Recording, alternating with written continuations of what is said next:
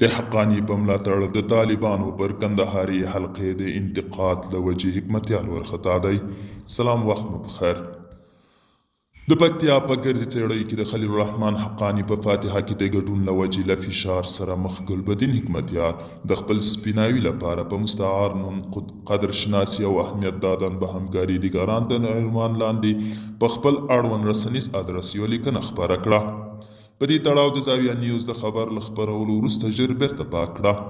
زاویه نیوز د ژورنالیزم د اصولو پر اساس د خپل نشر شوي خبر د ثبوت لپاره د حزب اسلامي په رسمي رسنیز ادرس د خپرې شوي لیکنې سکرین شاټونه چې وروسته یې له ډاره حذف شول خپاره کړل.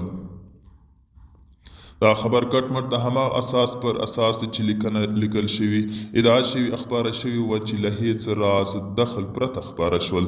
خبر او د حکمتیار د ګوند رسمي ادرس د خپرې شوي لیکنې سکرین شاټونه دواړه اوس هم زموږ پر ادرس موجود دي.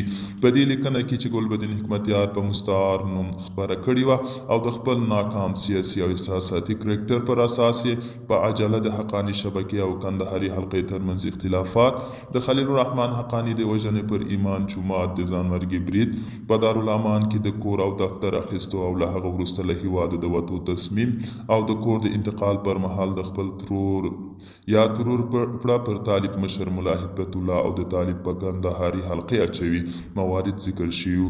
په لیکنه کې د حزب اسلامي ګوند د طالبانو مشر ملا هبت الله انحصار طلبه، خودخواه او ظالم معرفي کړی و.